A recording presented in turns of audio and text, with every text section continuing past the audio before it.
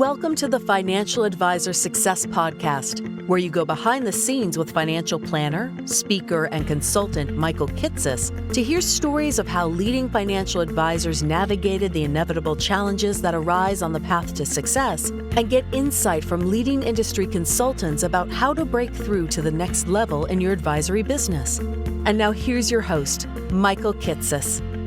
Welcome, everyone. Welcome to the 436th episode of the Financial Advisor Success Podcast. My guest on today's podcast is Nicole Gopoian Wirick. Nicole is the president of Prosperity Wealth Strategies, an RIA based in Bloomfield Hills, Michigan, that oversees approximately $70 million in assets under management for 40 client households.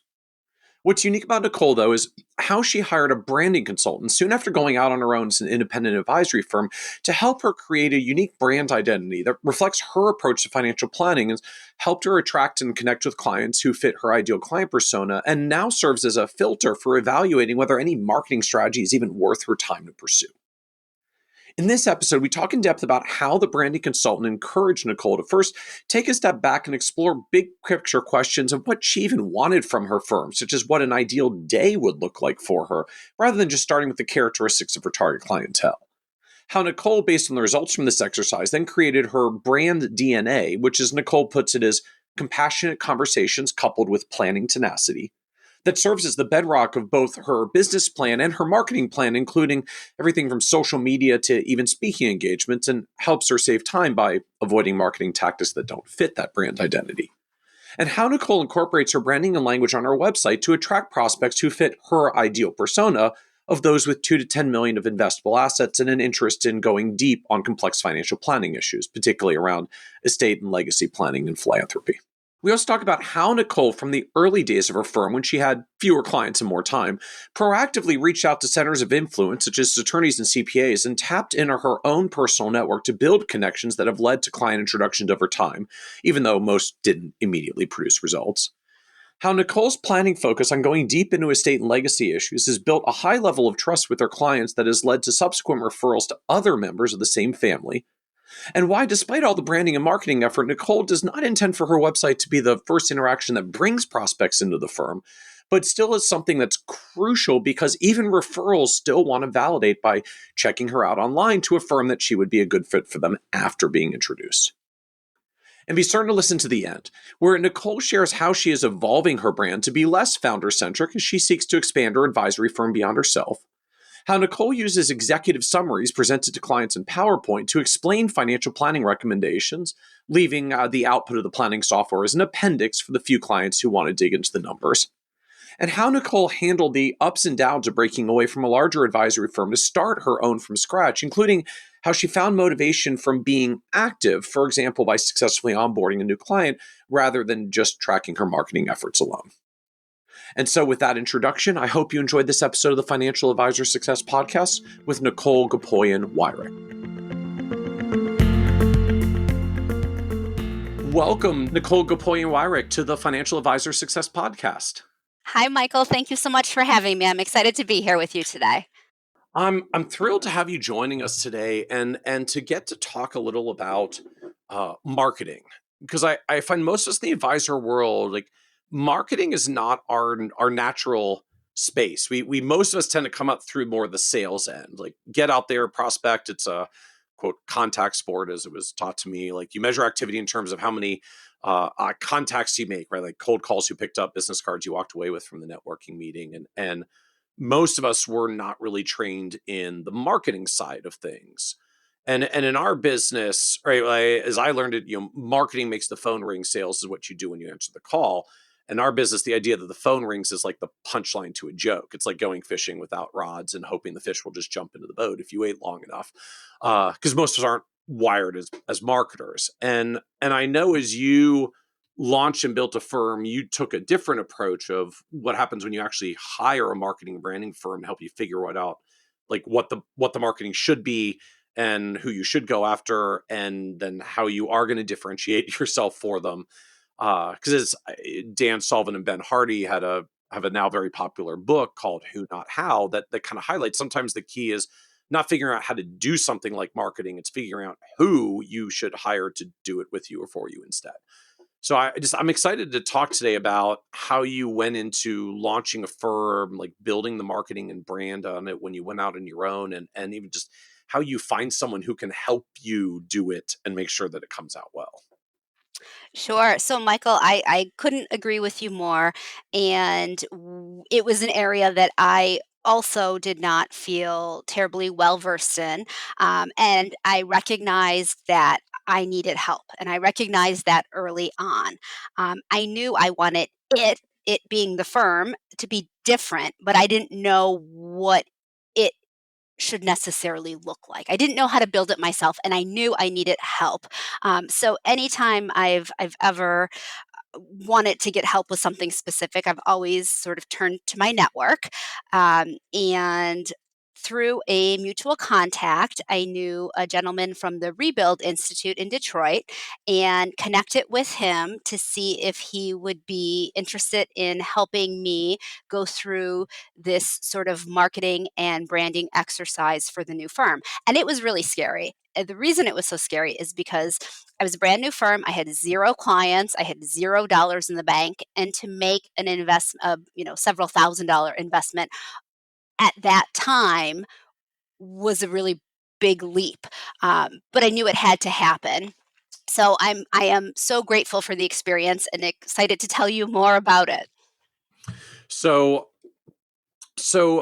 I guess first, just so we have context, is like paint the picture of what the situation was. I mean, are you brand new to the industry? Are you going Oh, out on the own with some on your own, having like industry experience, but have to build a new firm from scratch? Like, just what was the context sure. when you Yes. started out So I there? started the firm in 2019, Okay, and I had recently left a much larger RIA, a $1 billion plus RIA, okay. to um, take some time, and ultimately decided that I did want to start my own RIA. So I did have experience, but I didn't have,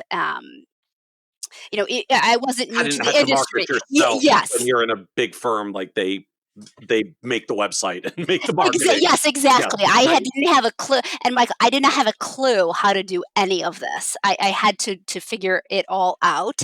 Um, and in connecting with the rebuild industry, I the first thing I did was I didn't know what to do. I didn't know how to prepare. I'm a planner, so I wanted to prepare for these meetings. They're like, you don't bring anything, just come. So I sat in this big room with these marketing experts, and I never forget, like, I came in my best navy suit, because now I'm a representation of my own brand, and here you have these really fun marketing guys who are in like really cool jeans and sneakers, and they're kind of looking at me. Uh-huh. um, so that was initially really really eye opening, and it was like, okay. So they started asking me questions just about myself, and they wanted me to tell stories. Tell me a time when. And I would tell them a time when. Tell me, and they would ask me. It was all about storytelling, about who I am, about my approach to planning, about how I felt that business should be done, about who I wanted to serve, about what fulfilling client experiences were to me. Um, and we just talked for a couple of hours, and they took notes. And that was the basis for building out the key components of my firm's brand DNA. So they were just going through I don't know, I guess even to use the advisor language, like a discovery questionnaire, as it were, of I guess all those things to like who you are, your approach to planning, how you felt the business should be done, who you wanted to serve. So uh I guess I'm wondering like how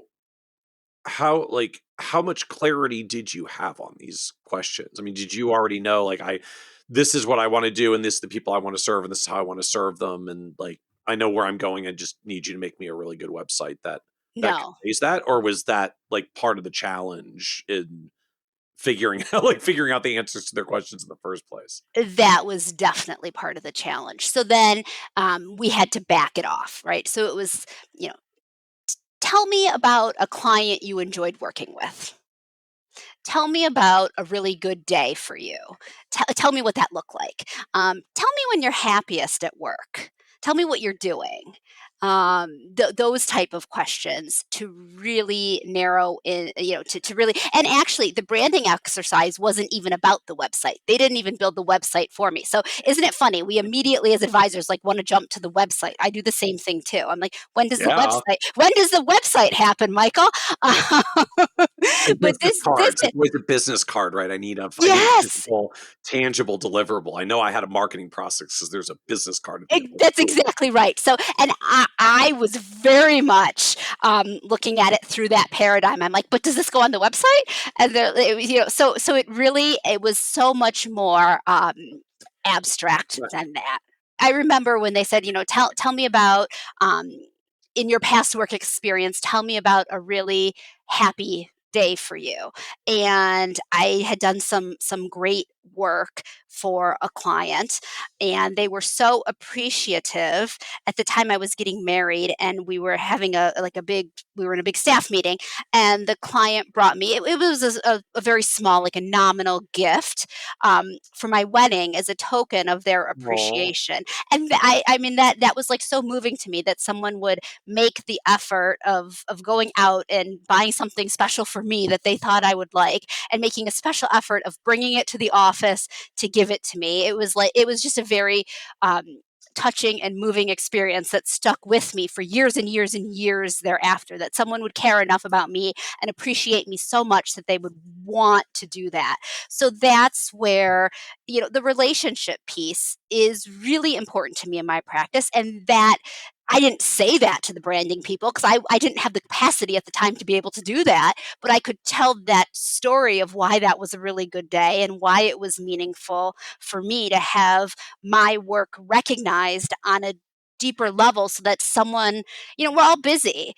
So someone would take the time out of their schedule to make that effort to do something special for me and execute it was just really stuck with me. So although I couldn't say it at the time, I could tell the story, and that story got integrated into a piece of the brand DNA, which focuses on relationships and being able to have compassionate conversations with clients, which is a really important piece of my practice.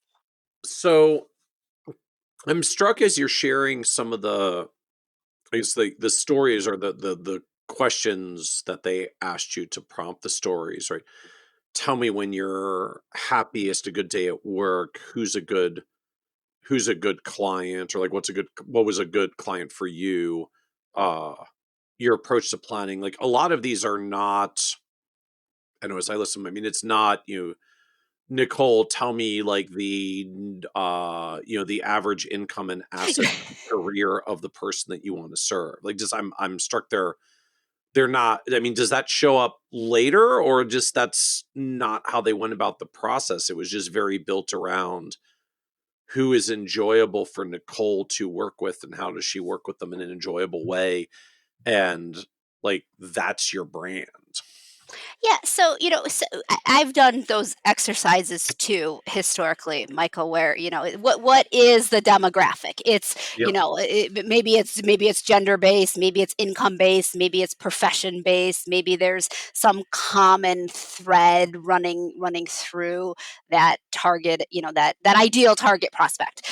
So no, none of that, none of those types of descriptors came into the elements of the brand DNA. The brand DNA is about you and the firm, not the ideal client. That comes way, way, way later. But the brand DNA is about you and the brand. Because if you are true to that brand DNA, and it really is sort of the paradigm that I see all communication going through, then you're going to attract the ideal client.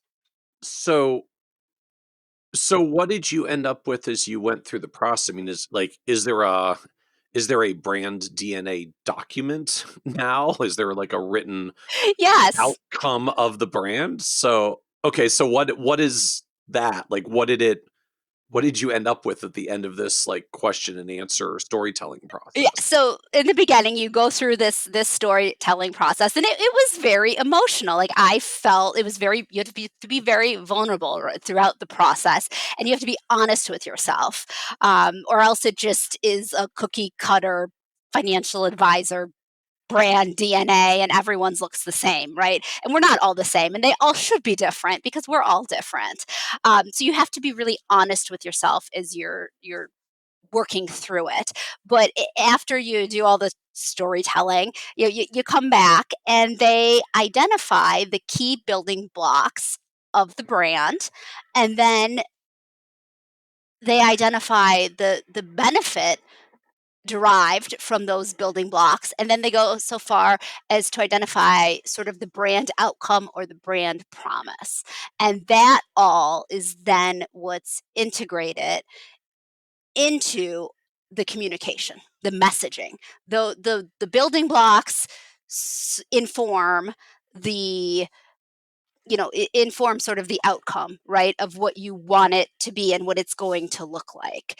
So that every I was very intentional about I didn't want my messaging to be the same as everyone else's. And I think a lot of advisors feel that way. At least a lot of them that I've talked to, they feel their business is unique and the messaging should be also. It should be a reflection of their business, their brand, their beliefs. And I really wanted that to come through and to translate in a way that was unique to me. So what did they come up with? I mean, it's like what were, I guess, what are your brand building blocks, your brand promise? Yeah, so it's sort of evolved through time, which is good, and it's supposed to. And I've actually just gone through a second iteration of those like key components of the brand DNA. So one of mine is compassionate conversations coupled with planning tenacity, right? So that brings the two unique parts of me, which are that I really love the client relationship, and that was sort of evidenced by that story I told, which is still all these almost a decade later, is very very meaningful to me.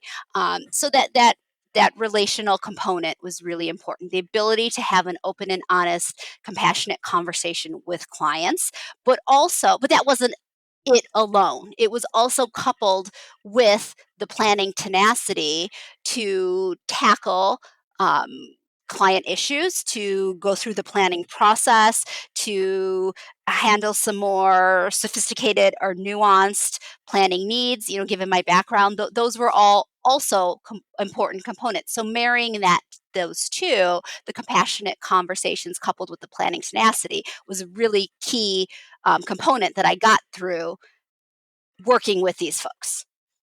I like just the language, right?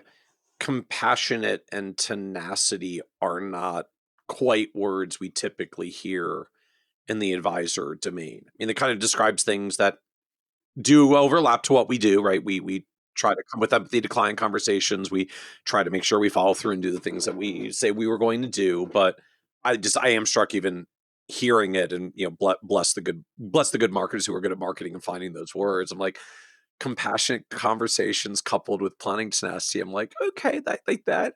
It's kind of a unique ring to that for actually being able to describe what we do in a little bit of a different way.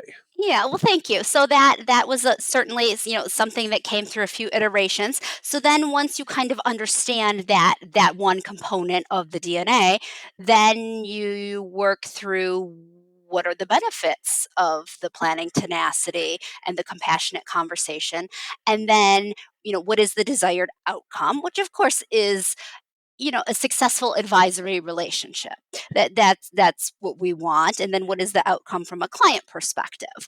And then you have to use the imagery to show that visually, which is something I wasn't able to do on my own, and I did need help with that as well. So how do you show that visually, or how do the branding folks figure out Yeah. to show that visually? Right? I mean, we all go through this, like, and when we're done, you'll have a financial plan. Like, how do I show that? I mean, I can show like the financial plan book, but that's not very exciting. Like the benefit is y'all peace of mind. What's a picture of peace of mind look like? Yeah, so I think that's really subjective, right? I think that's subjective to each brand in particular, right? What does peace of mind mean to you? So you find an image in working with marketing folks, web design folks. I mean, I'm a firm believer in certainly you can do these things yourself, but for me, it was important to bring in experts because this is not my strength either. I do not have a background in marketing. I know that. I probably couldn't build a website if I tried, although I understand they're pretty easy to do these days. But even still, it was a path I did not want to go down. So I knew I wanted and needed help to really bring the branding work alive visually through the website, through other communications, and really make sure that everything was aligned. So through social media, if you're branding, I think the branding is sort of the first step and it needs to be really solid, but then the brand work flows through to the website. The brand work flows through to your social media if that's something you do. And the brand work flows through to client communications. And if I'm being really diligent, the branding should be in the back of my head with every client email I write, with every communication that Prosperity puts out into the world. I should have that brand work in the back of my mind, and it should all be sort of like coming through as a furtherance of those principles. So are Some there days I'm better than others. other like brand DNA principles or statements that came through in addition to compassionate conversations coupled with planning tenacity? Yeah, so that was a big one. Like that was one of the sort of the linchpins, and then you know um,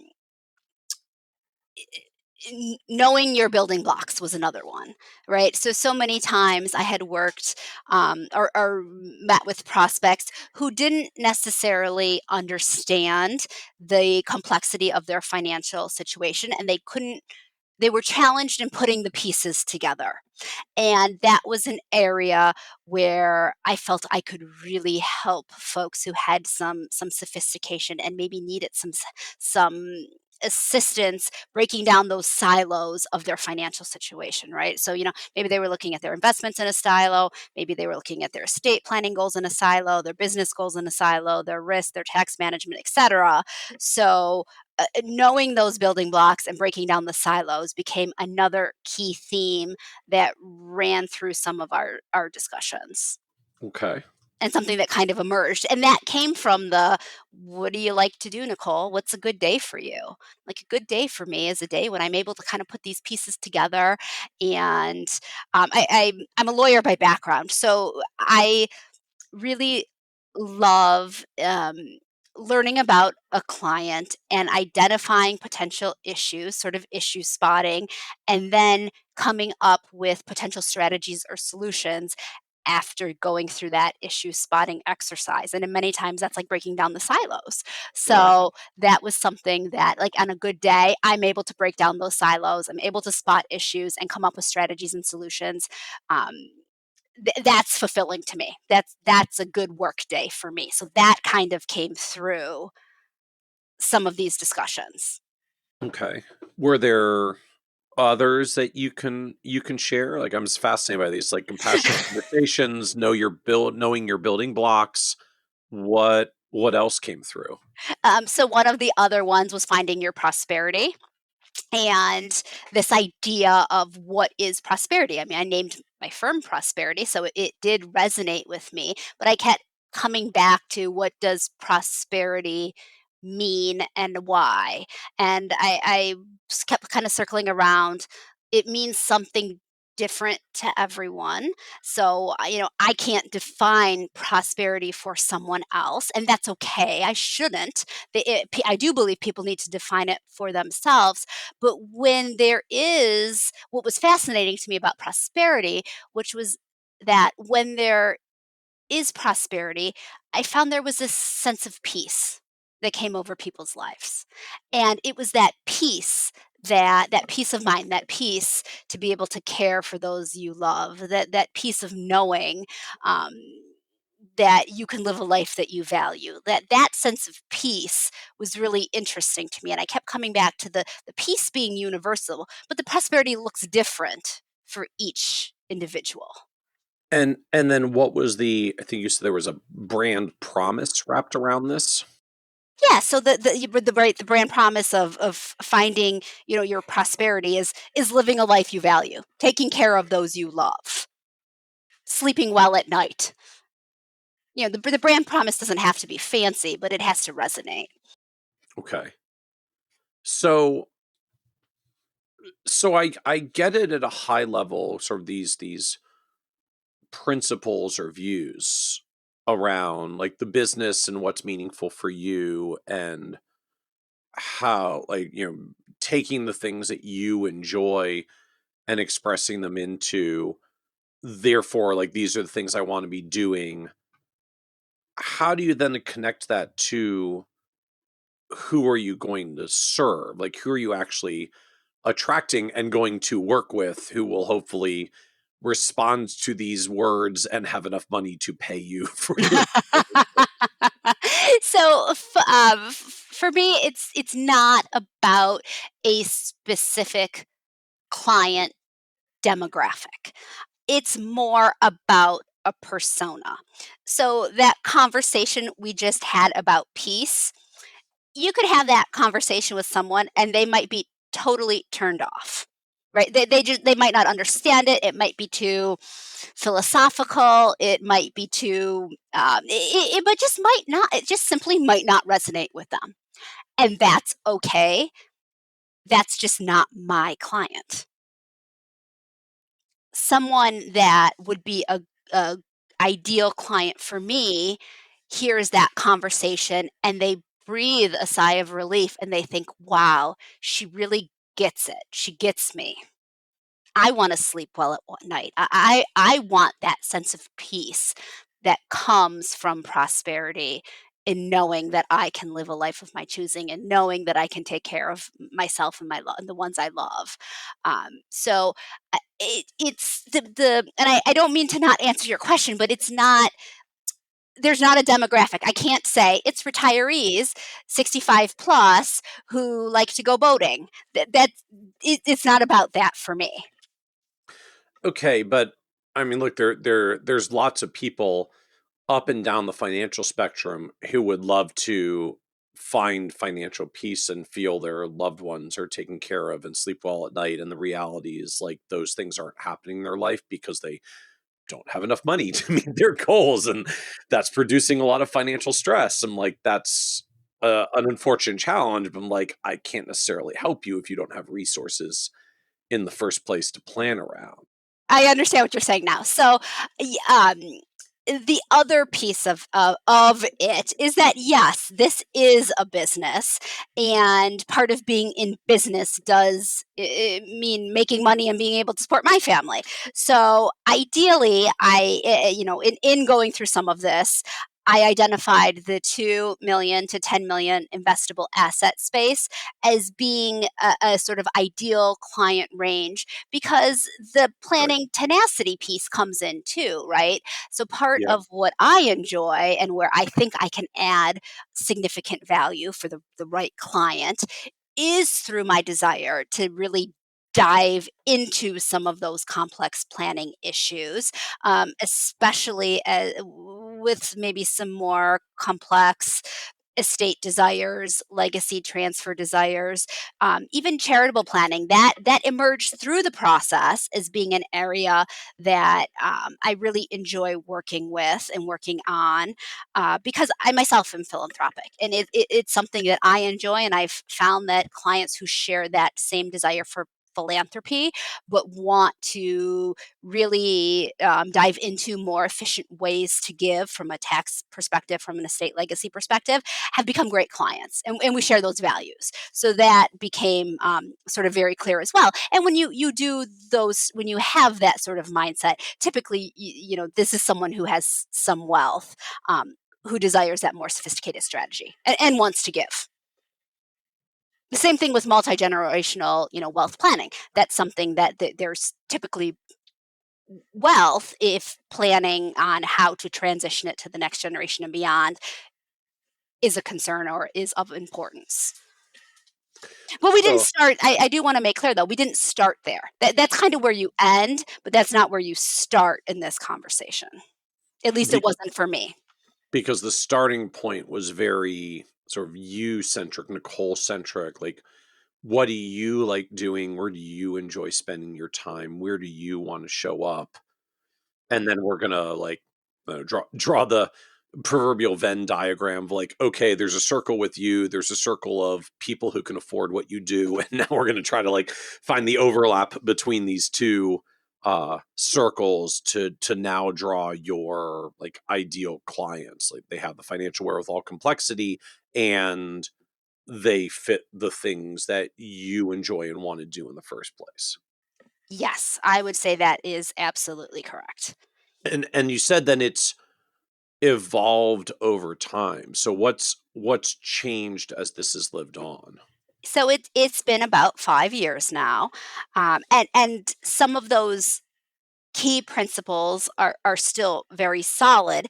But what's changed is that, I'm at I'm sort of at a crossroads, Michael, in that I'm deciding what the future of this firm looks like. And initially, that the thought was it's me. I am the advisor. So it was very Nicole centric and Nicole focused.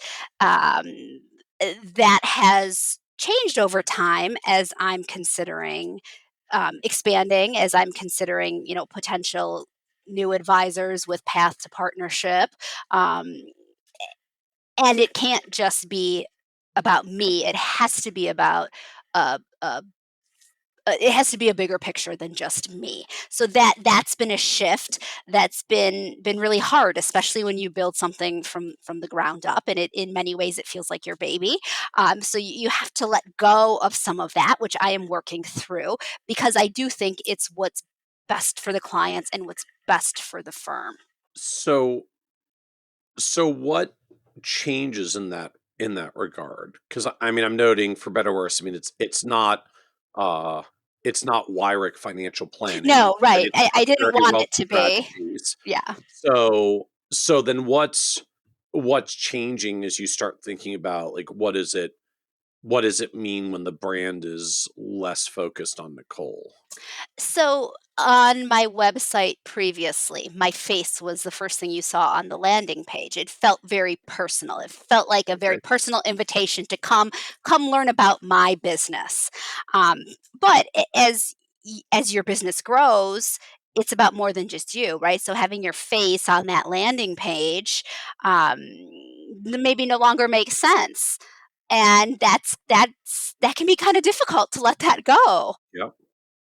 So, and the driver for you was, but I'm starting to think about needing to hire other advisors, so I want to make this shift.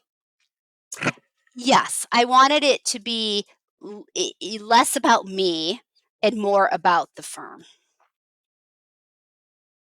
So, while still having that personal touch sort of flow through, but just in a less Nicole centric sort of way. so then I guess help us just visualize like what this marketing branding process was like it ended with or culminated. I mean, you're going through all these questions to make your like brand DNA.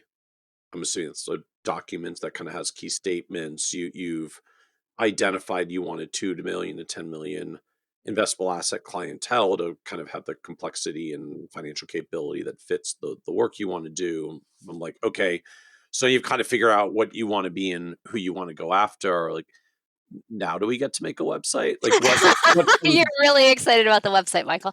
not necessarily the website, but just like, okay, but when do we get down to where we like Yes, I hear do you. a thing so clients will show up? It is a brand guide, right? And it walks through some of these things that we're talking about. It also has visual images as a suggestion for what aligns with the brand messaging. It has colors.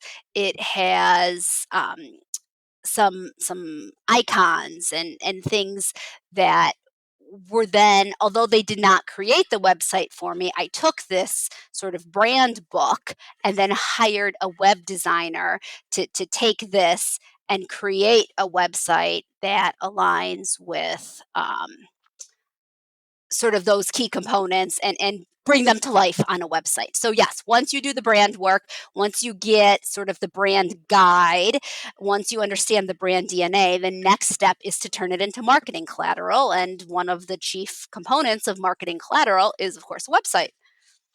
And so then on the website, these sort of words and phrases start to show up. And I mean, I'm They start struck, to live. Yes, they right? start to live there. If I go to the website, just I can see, right, like homepage, at least as of when we're recording, reads, planning with a personal touch. Right. So Yes. we're in with the connections, and like Prosperity is an independent wealth management firm specializing in individuals and families with 2 to 10 million in assets. So like it's right there, like it's on the Yeah, homepage just immediately below the fold. So like we're all getting clear early on about who we go after at the end of the day. so one of the things that came up, and you're absolutely right, Michael. One of the things that came up, which is just above which is above what you just read to me, in this sort of second round of brand work, is that another thing that I really enjoy is being able to take complex financial topics and make them understandable and approachable Okay. for clients.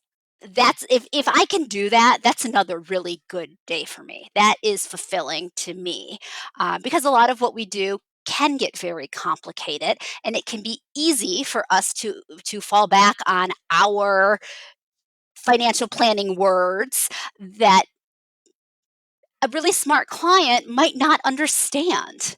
So when I see that light bulb go off for the client and I explain something that is sort of complex in a way that is approachable and understandable, I feel great. So that's where this where financial intricacies are approachable and understandable strategies are born.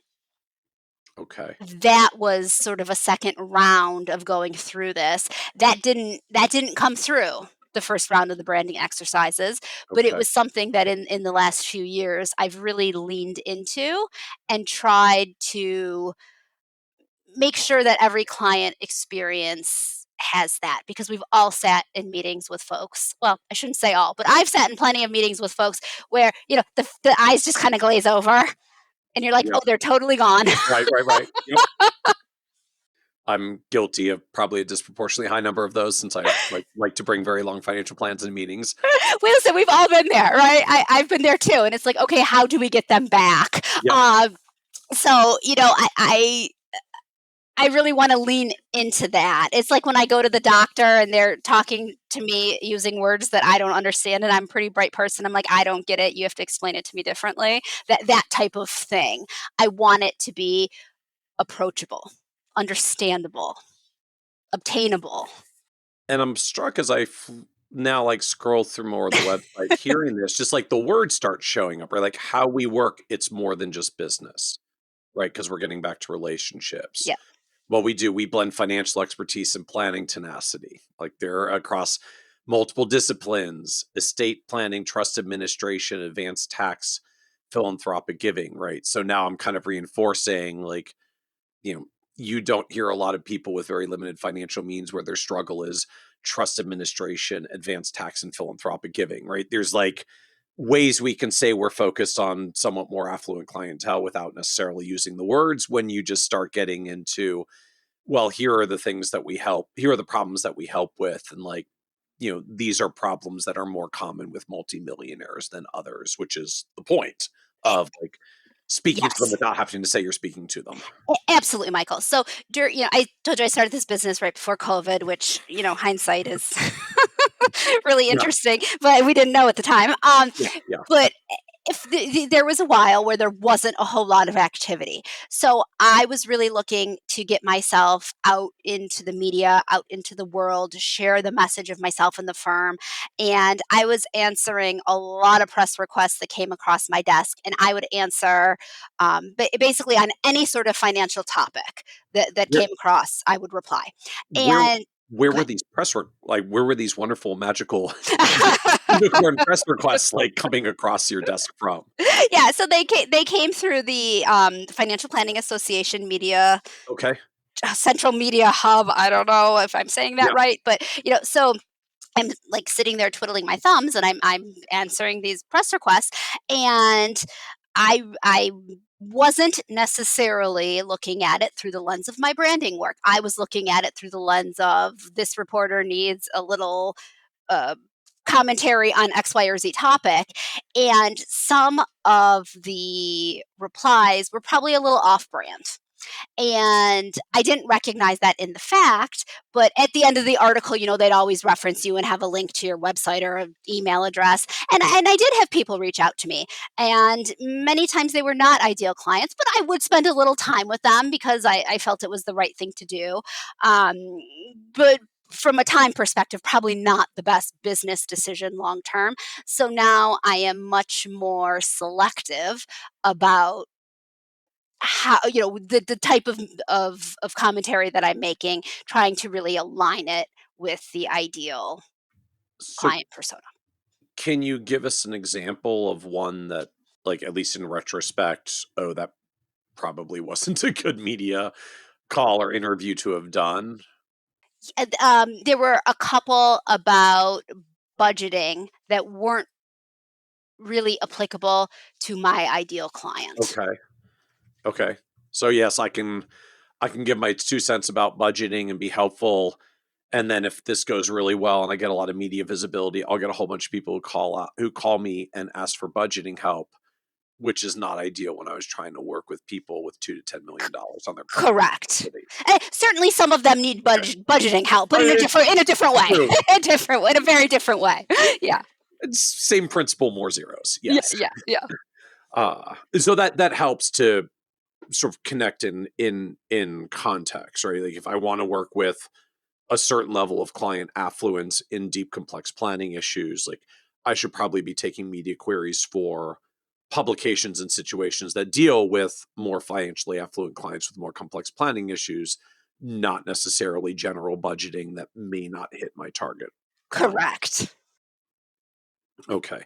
So that's what you mean when you say like filtering through the brand of, is this even an media opportunity that's going to put me in front of the people that I want to be in front of? Absolutely. So And I did do several of those, because every time that I haven't been true to to looking at outreach or looking at an activity through the brand DNA, I found myself, truthfully, Michael, feeling frustrated after the fact of this was not a good use of time, as I'm in business. I'm trying to grow a business. This wasn't a good business building activity per se because it didn't yield a result that was aligned with what I'm trying to accomplish. So this branding guide has really, when I'm true to it, really keeps me on track and focused. it almost sounds like because I guess the branding guide for you, it's not just like here's the words we use on our website and like the hex code for the color of purple that we use. Like this is the like marketing plan lens filter for you of, if this isn't going to get to the people that I'm trying to get to with my brands, like if this isn't going to put me where my ideal clients are, then and let me show up the way that I show up with my brand, where I have compassionate conversations coupled with planning tenacity. Like if I can't show up for the right people the way that fits with my brand, then that almost in of itself defines like, was that a good media call to take? Was that a good networking meeting to go to? Yes, it really has become the bedrock of my marketing plan, of my business plan, of my social media outreach, of all of the some of the speaking engagements that I've done. It's become the lens and through which I make decisions about how to time is a resource, and it's a limited resource. We all only have so many hours in a day, and how we choose to allocate that time, in my opinion, should align with our business goals. And if we have misalignment, we're not being efficient with one of our greatest resources, which is our time. And so then what so take me again, so what was the cost to, like, go through this, like, branding exercise, create your brand DNA document? I don't know if I can disclose that, but can I say it was several $1,000s 5 years ago? So 1,000, not tens of thousands, not Not hundreds. tens of thousands, several thousand. Okay. Okay. And this is in startup phase where, This like, is in startup phase when there's cash 0 is money in the cash is bank. and I guess per the earlier comment, like, this wasn't for them to build your website. This No, was that to was a make separate your engagement, website. That was Michael. a separate one. Then you gotta go spend a couple $1,000s more to actually get a Correct. website. So then, uh, help us understand more about what came next, right? Just I'm going back to, I guess, 2019, 2020. It's like, we do the brand DNA guide. We then go hire the firm to make the website that embodies the brand and the messaging that we want to hopefully connect with the prospects that I want. I'm like, cool. Now I have a brand new firm with an awesome brand and no clients yet. So, like, what Yes, came right. next to actually, like, get said beautiful brand out to the world Sure. so business starts happening or the phone starts ringing or So what? believe it or not, most people don't come through in my experience, most people don't come through the website. Most prospects don't come through the website. I have had a few who have Googled, financial planner, Detroit, Michigan, or Detroit suburb, and found my website and called me that way. Total strangers, total cold introduction, and that is sort of interesting, but that is not typical. That is rare, and if that should happen, then great. But you can't Okay. plan on that, obviously, or build a business plan around it because it's Okay. it's just one of those things. But it has happened a couple of times. More typically, it starts with then you have your network.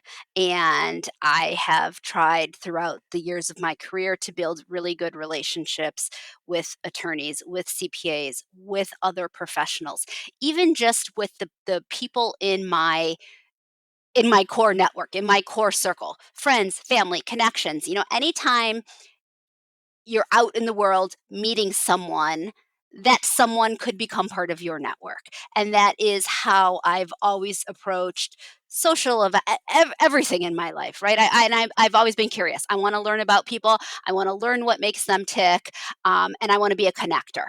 So, in my experience, typically a relation. It starts with a relationship of some sort, and then the person goes to the website maybe to check it out, and it's sort of reaffirming of the experience they have with me. Oh, interesting. So it sounds like you view it like the website is it's a very important step, but it's not the first. It's not the initiator. It's like the No. really important number 2 support that when I meet someone and have a good interaction, and then they do what most of us do in the modern era, which is you go and, like, cyber stalk Google Sure. first and, like, figure out how legitimate of a professional they really are, then they'll get to your website and they'll be like, "Oh, okay, this seems to really, like, back up and fit with exactly what I saw from Nicole." Like, okay, now I'm kind of feeling it more Well, now. you know what, Michael? I haven't thought about it until we're having this conversation, but maybe I'd even call it a validator. It's sort of a validator. You Okay. want them to leave that interaction with you, having a sense of who you are, and if you're clicking and it's a good vibe. But then yes, of course, they look you up because that's what we do. They look you up, and then that website sort of validates the messaging, right? And then you're feeling good because it's all consistent. Okay. So And then same thing with the social media. okay. So then can you help us understand a little more, like, where did you actually start spending your time as you were, like, starting basically from scratch and trying to get going with this new brand? So I was basically saying yes to everything. Anytime I was invited anywhere, I said yes. Okay. I mean, social things, business things, anything. I said yes. Um, and I really did put myself out there, and I just want it to be in front of people. I just want it to be meeting people, and I was never leading with me. I always tried to lead with them and understand them and form connections. And I've been in the industry, right? So I do have connections with other professionals. I think it's sort of interesting. Um, Through this experience, I've really of starting my own firm. I've really learned, like who my true friends are, right? Who answers the phone for you when you maybe have nothing to offer them, at least not initially. And I feel very grateful for that experience because I have had centers of influence and I call them friends. They're friends now. Friends who believed in me and were willing to answer the phone and want to continue the relationship, even though I had zero clients at that moment in time, um, because they knew it would grow and they believed in the mission. So those relationships are really important. Fostering those relationships are very important, and I truly don't even necessarily think of them as COIs anymore. I just think of them as friends. And actually, many of them have become clients, so that's been great too. So take us, I guess, just a little bit further when you're saying yes to anything and everything. Like, what are the things? I mean, what were the opportunities coming along that you could yes your way to? Yeah, so keep in mind, some of this is before COVID. So Okay. networking events, industry events, women in finance events, women in leadership events, women in law events, any. I mean, there were always events. I was just going to all of them and meeting people. Okay.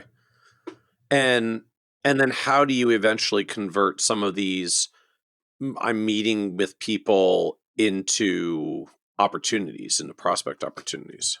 It takes time.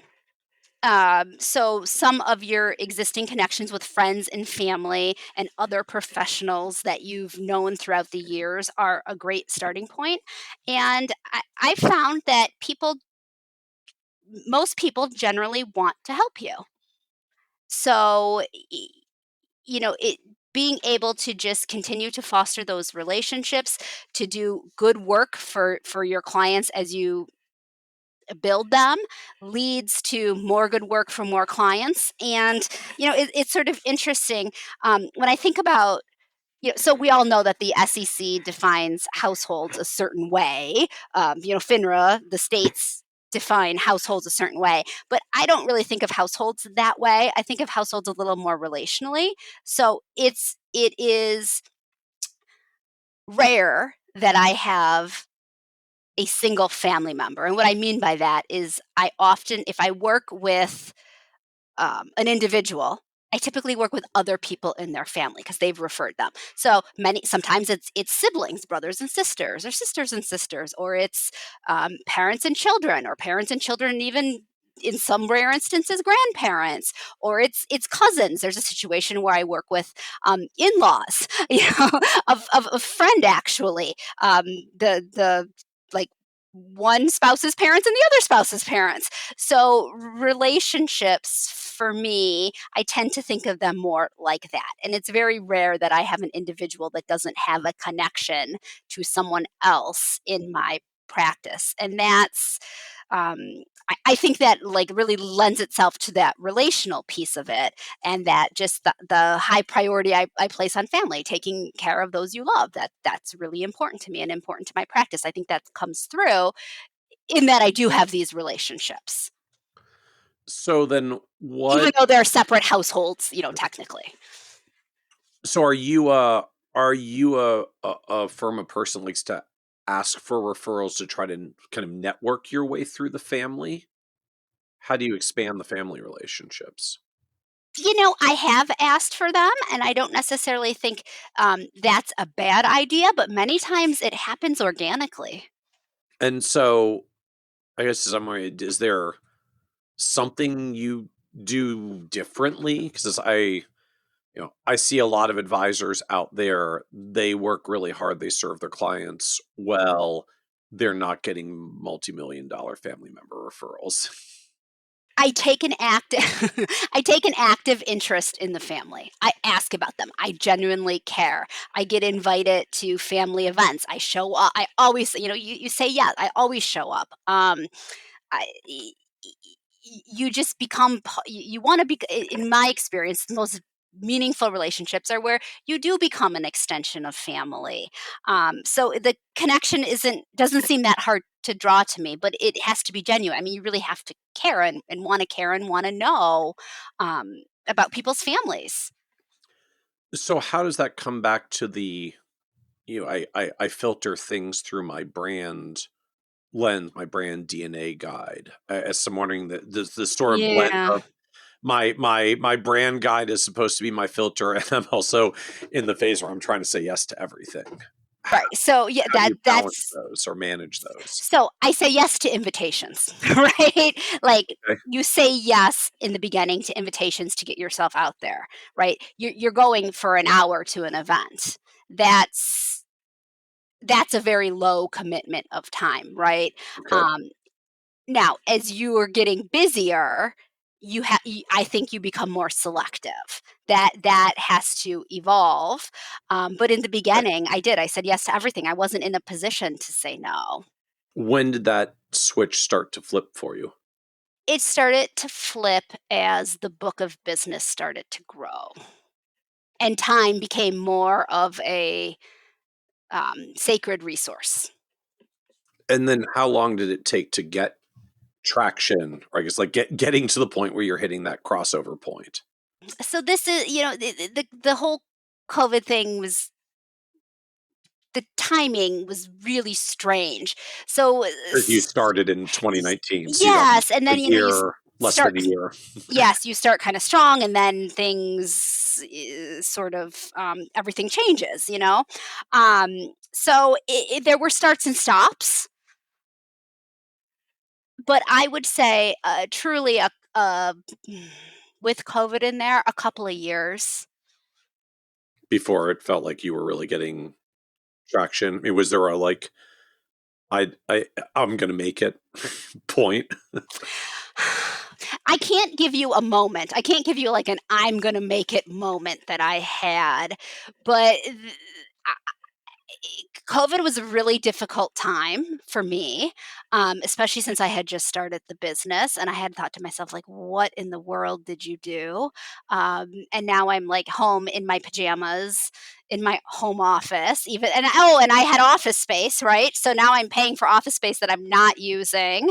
And I'm home in my pajamas next to my kitchen, snacking all day, thinking like, oh my goodness, this is it.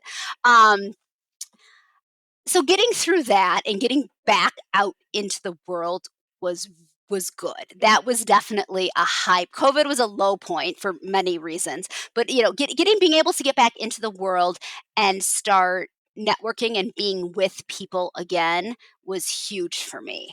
Um, because you couldn't network during COVID. You couldn't say yes to events. You couldn't go out in the world. You couldn't connect with people. I would try. When an estate planner I worked with, she and I would go for walks, like distanced walks outside during COVID. And that was good. It was something, but people thought the world was going to end. Thinking about switching a financial planner really wasn't top of mind. So I found that was a very slow time for me. So then where does the firm stand now? Like, catch us up to today.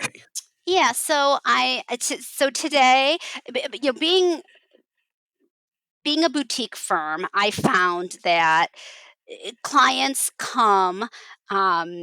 It's not like client acquisition is smooth, right? The peaks are high, the valleys are low, and there was a point last summer where I wasn't onboarding any new clients, and it was really an emotionally challenging time. And I thought, am I doing something wrong? Like, is this not working? Is something broken? And I was trying to figure out what needed to be fixed, and it was nothing. It was just a slow time. Now this year, I'm onboarding 5 new clients, which is great. So the firm is just about 70 million in assets after those clients get fully onboarded, and it's a about 40, households as they're defined by FINRA, but I sort of group them a little differently based on family. So it's probably closer to 15 or 20 if you consider those type of relationships. Okay. So like really, really trying to get deeper deeper within the family with a smaller number of families that have like many millions of dollars collectively Yes, where you can dig into the complexity side. correct. So then what comes next for you from here? Are you at capacity, growing the capacity, looking to expand and higher up, want to get to a Yeah. sweet spot of clients and hang out serving them really well and not need any more?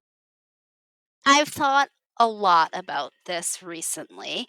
I do still have capacity, but I think that you don't, in my opinion, you don't wait until you hit the capacity mark to put, if you need to hire.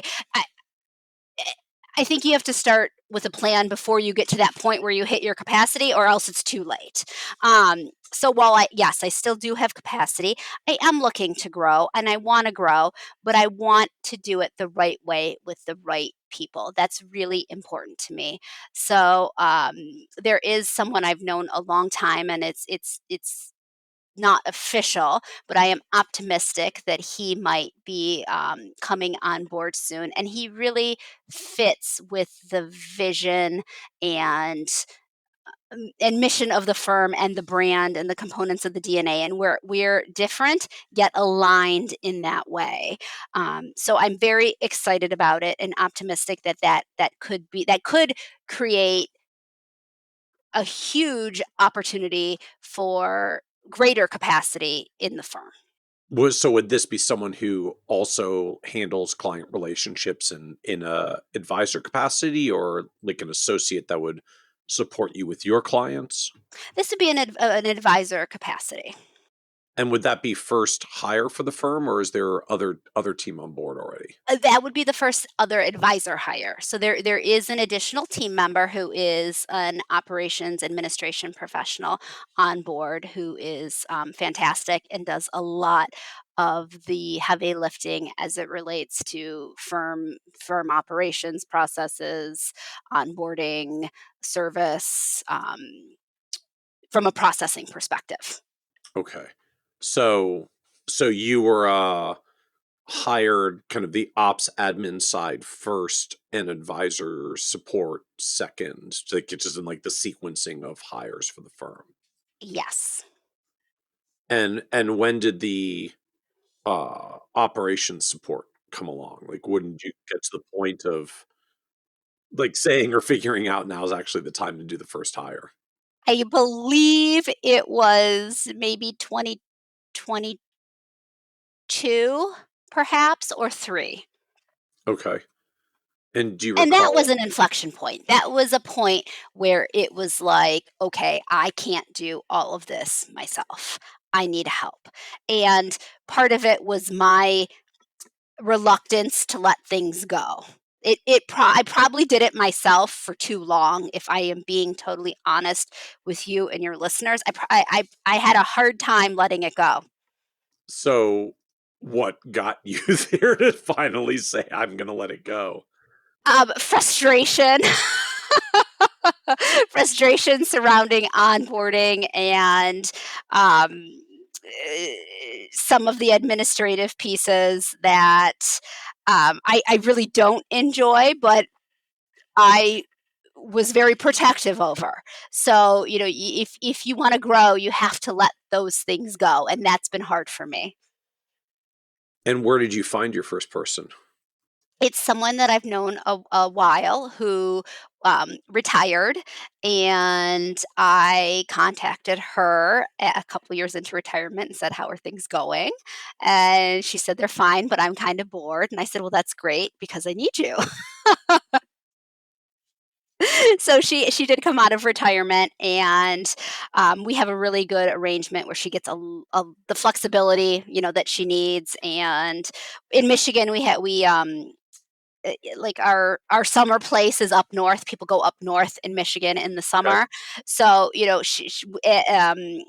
she has a lot of flexibility to work remotely because she's not directly client facing per se. So I, we make sure that we have the appropriate um, security and things in place. But with remote work these days, that's really much easier to accomplish. So I it's guess working really you're well. electronic enough. There's not a lot of actual physical paperwork anymore. Like we There's can like no do physical a paper anymore, DocuSign Michael. It's envelope. unbelievable. Yeah, I mean we can queue a DocuSign envelope from anywhere now. It's not even DocuSign anymore. It's all digital workflows now. Like DocuSign has become a thing of the past. It's an amazing thing. Yes, it really is. So as you reflect back on this journey, like what surprised you the most about like hanging your shingle and building your own advisory business as someone who had spent time like in an employee model in a much larger uh RIA previously? So when you do that, you are the owner of the business, but many days you are other things too. Like some days you have to be the janitor, right? Like if the trash doesn't get taken out, it either stinks up the office or you have to take it out to the dumpster, right? So that like um, I really had to learn to wear many hats. If there is an issue with the technology, if the printer isn't printing, for example, there's no one to call to say, "Hey, the Yep. printer's not printing. Can you send IT up?" type of thing. That doesn't exist, right? You are IT, you are marketing, you are operations, you are facilities. Uh, you have to wear a lot of different hats. And in the beginning, I would get overwhelmed and I would get frustrated. And I'd have to like pause for a moment and count to 10 and say, okay, you can figure this out. And there hasn't been any, and I will tell your listeners, in the moment, it might feel like you can't figure out whatever it is if the printer isn't working or whatever. But at the end of the day, you can figure it out. There hasn't been anything that I haven't not been able to figure out. And bless YouTube for Right. I videos mean, on how you to could fix almost anything figure now. it out. You Yeah. just can, you know. I remember thinking just from an operations perspective when it's just me, how am I going to know how to process X, Y, and Z, client request? You there are resources. You have to call, you have to be humble. I say you always lead with kindness. I have a fantastic service. I had a fantastic service team at TD. I now have a great service team at Schwab. And if there's something that we've never done before that I don't know how to do, I always led with kindness and was curious and called and asked for help, and can you explain to me why it's this way, and how can I do better next time so that I don't need you? And generally people respond really well to that, right? So I learned very quickly skills that I didn't have necessarily as it relates it to the administrative or operational side of the business. It was a very quick, it was quick for me because I approached it that way. But I like your first client onboarding. I had never done an onboarding like that before. There were always people in an operations or a support role to help with that type of thing. So that was really scary. I had to figure it out. So then, Chris, in that vein, so what's the rest of the, I guess, like the platform, the tech stack that the firm built around? So TD, now Schwab, Schwab or custodial. is custodial, yes. So I'm a big fan of Advison.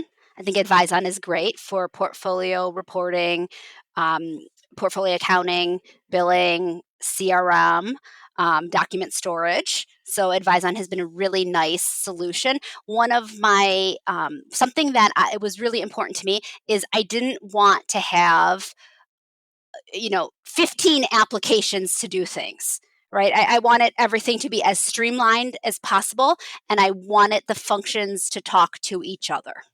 I wanted the applications to talk to each other from a tech perspective, and I wanted it to be as simple and as streamlined as possible.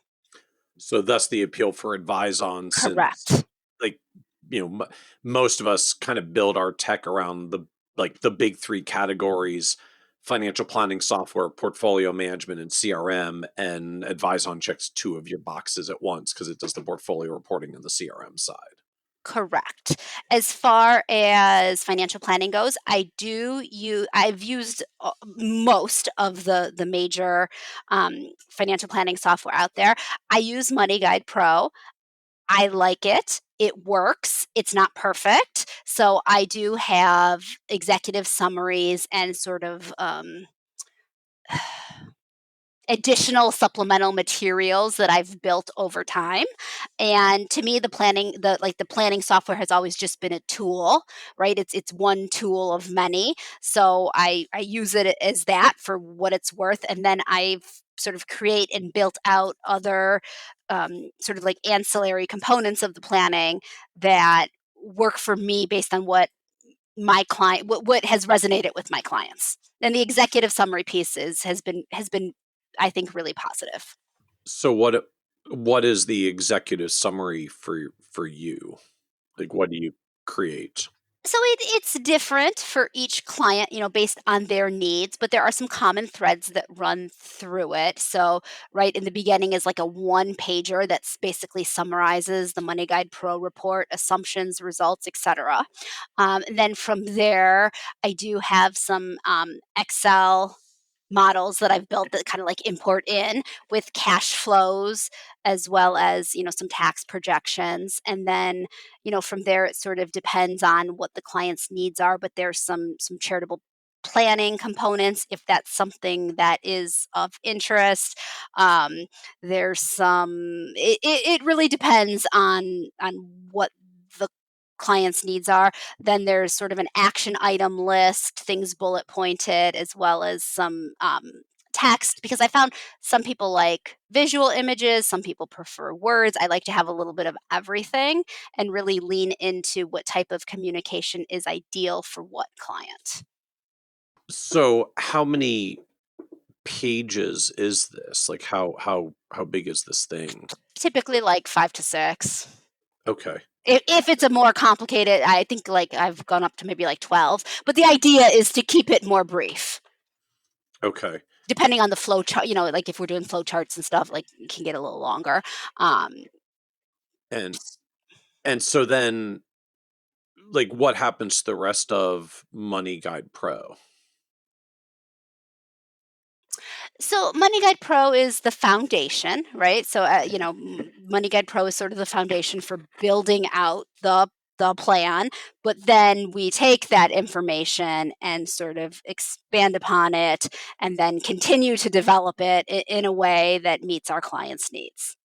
So, and the client still gets Money Guide Pro planning output, but that in and of itself to me is not. It's good, but I think there's opportunity for something else as well. So the output from the software is the, like, technical appendix, Yeah, and after the main portion of the plan that you're making, which is the, like, 5 to 6 page executive summary. correct. That was really drilled into and down into this particular client. And how do you produce the executive summaries? Is this, like, manually in Word for each client kind of thing? So it's typically in PowerPoint, but there are components of Excel that kind of like are built into it. Oh, interesting. So you're building primarily in PowerPoint. So, like, really very, like, bullet point, slide by slide, like, not There's no paragraphs. paragraph, yeah, like, not paragraph narrative form at all. No, there's not paragraphs.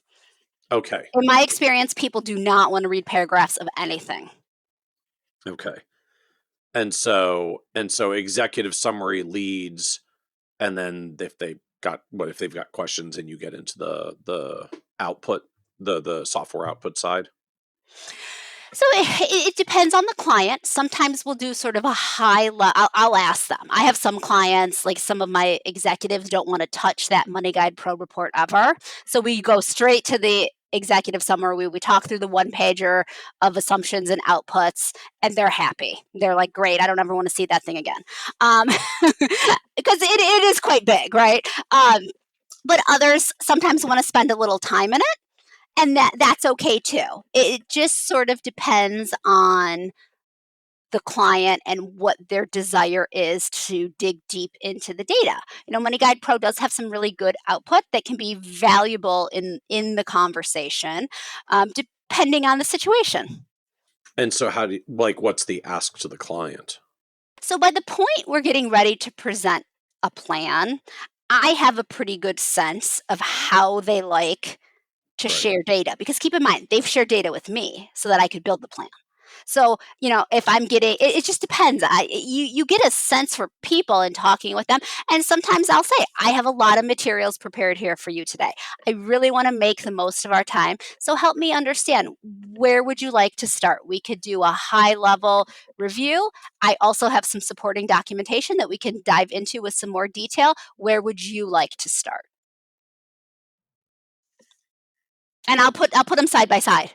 And sometimes I toggle between the two. So then, as you've gone through this journey, what was the low point?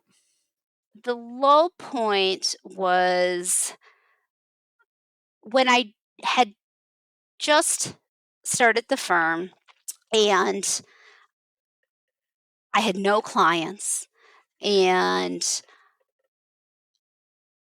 I had this, I had this, I recall there was this day where I looked at my cell phone and I had no emails to my business email.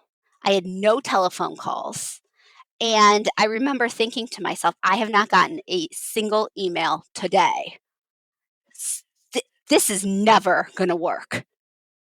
And I was used to getting, tons of emails, right? Like at one point I thought the phone was broken. Like, is this working? And that made me very nervous. I was like, this is just not going to work. And, you pick yourself up and keep pushing forward. And it did end up working, but there were certainly slow days, Michael. And then, I had that same, I was getting emails and phone calls, but I had that sort of same experience as it relates to client onboarding this past summer, where there was just not a lot of activity surrounding new client acquisition. And that was a really difficult time for me to navigate through. So, but I did, I got through it. And now I'm at a point where I'm onboarding multiple clients all at once. So, being a business owner, you have to weather that volatility, those storms of ups and downs, um, and just have the courage and the strength to know that you will get through the hard days and keep doing what you do, because you have to believe it will work out. Are there points where you get doubt about whether it will work out? Not anymore. How did you handle it when you did? I did. I had doubts. Of course I had doubts. I went back to my why. Why am I doing this? Why? And I truly believe that I am doing good work, and that there are people out there who want the relationship, who want the planning tenacity, who want that combination. And I just have to find those people. So on those days where the doubt started creeping in, I had to go back to my why. So are there other things that you know now that you wish you could go back and tell you from 5 or 6 years ago when you were first hanging the shingle? I would have told myself to be patient. That is not my strongest quality, I will admit. And I would have told myself to be patient. I would have told myself to really dial into that branding guide, dial into the ideal client, because there were points in the business, after coming after out of some of those slower times, that I did take on client relationships that maybe weren't quite ideal, that didn't quite fit the key components, where there was some misalignment.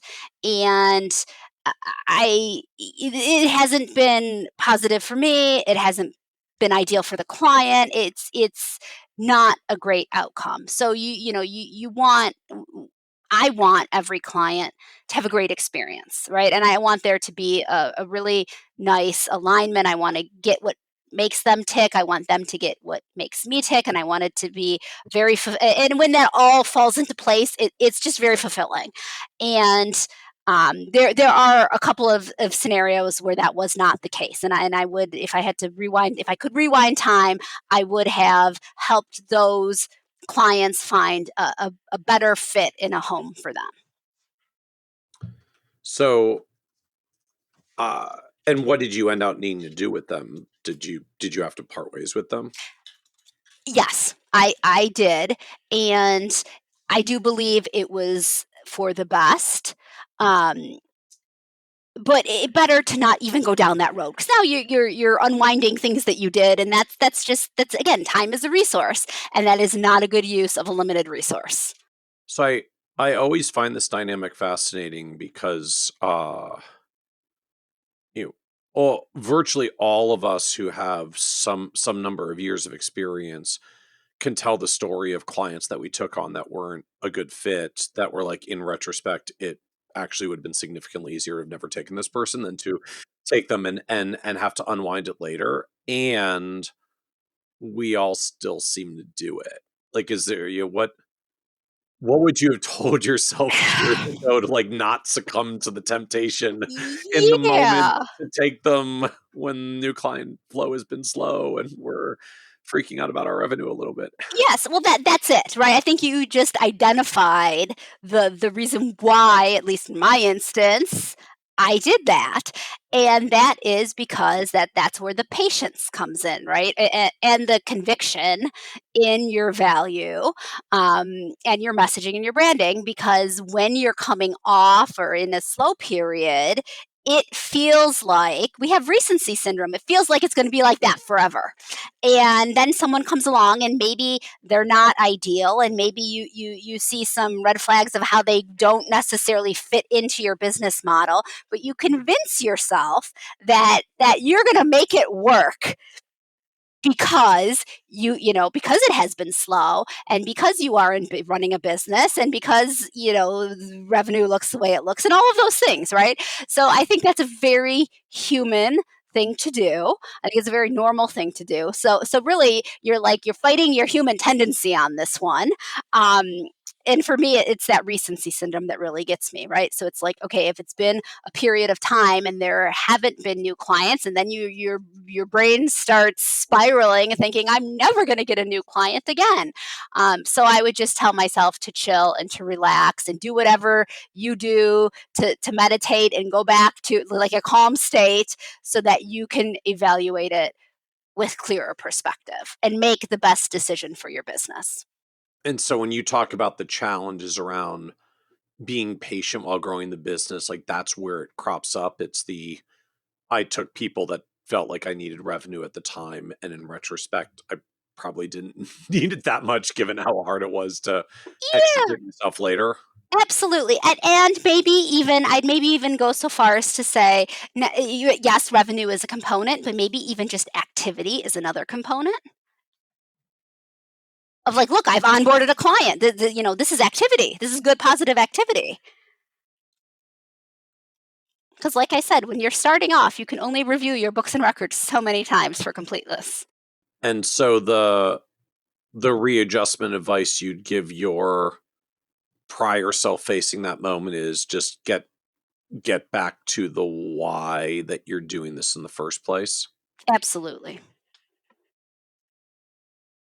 And with the boutique firm, I think the alignment is even more important because of the limited resources. And because of, by virtue of being a more boutique firm, the closeness of the relationship. You want to fill your life with people that you enjoy, with people who you are aligned with people who you share common values with, who appreciate your work, who want that, in my instance, who want that sort of partnership, who seek value in it. So why would you set yourself, like looking back at it as we're having this conversation, I'm thinking, why would you ever have set yourself up in this position? Human nature, fear, need to do something, activity. So any other advice you would give younger or just newer advisors coming into the profession and starting a firm today? It is certainly not easy. And when I was deciding what might be next for me, I considered several options to join a larger, more established firm, and none of them felt quite right. There were some very fine options, and there are some very fine firms in my community, but none of them felt quite right for me.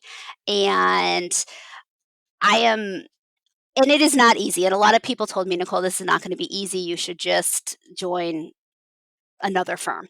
And that probably would have been easier. They're right. But it wouldn't have been nearly as fulfilling or as meaningful for me. So while I agree that it's not easy, um, I would say, if someone is on the brink of wanting to start an RIA, it has been one of the most difficult yet most rewarding things I have ever done. And I would fully encourage them to do that because, as you said, Michael, the tech stack today is amazing. 20 years ago when I graduated or whatnot and came into the business, like I don't know if I would have been able to do that. This technology didn't exist. It exists today so that we can do what we do successfully, um, and it can truly be an amazing career. I love financial services. I love financial planning. I think it's a phenomenal career, and I would just encourage anyone who is considering it to really take the leap. It is one of the things that I chuckle about in today's environment. There's all this discussion today of like you can't survive as a small or a solo advisor, right? So like you have to merge and be acquired and be part of a large firm. And like all these large firms today were tiny firms 20 years ago. And 20 years ago, the technology was awful. Yes. And like if you could be a successful and like 20 years ago, it was RIAs and Merrill Lynch and Morgan Stanley. And so if 20 years ago the startups with terrible technology took on wirehouses and have been the only growing channel for the past 20 years, and then you get all the amazing technology today, I just look at them like I kind of feel like there's literally never been a better time to be a solo or a small firm than today when you look at the amount of tech that we've got and how amazing it is. The technology has been a game changer, truly. I mean, it's enabled me to launch this RIA.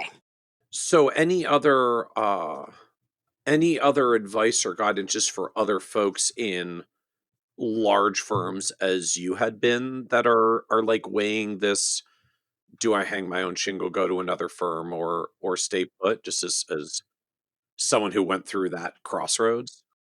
I think my advice would be to really do a assessment of yourself and evaluate what is important to you and why. Evaluate how you like to work, what environment you like to work in, what types of clients you like to work in, and be honest with yourself. What works best for you? And I think that will guide your decision making, right? Because that alignment has to be there. And if it's not, you're going to be unhappy. So as we wrap up, this is a podcast about success, and just one of the themes that comes up is literally that word success means very different things to different people. And someone who's like gone and launched their own business and now on this wonderfully successful path as you're at 70 million after 5 or 6 years and getting ready for advisor hires. So like the business is growing and scaling in such a wonderful place. How do you define success for yourself at this point? So to me, success is the ability to do work that I enjoy and that I find meaningful with people that I enjoy being around, and being able to have the financial freedom and flexibility to support my family and to live a life of my choosing. So that really is success. And I guess I would add also, I've always had strong ties in my community. I've always been active in my community. I enjoy being active in certain, philanthropic pursuits, and being able to really give back to my community in those ways is another component of success. Very cool. Very cool. I love it. Thank Thank you. you for having me, Michael. This was great. Absolutely. Thank you, Nicole, for joining us on the Financial Advisor Success Podcast.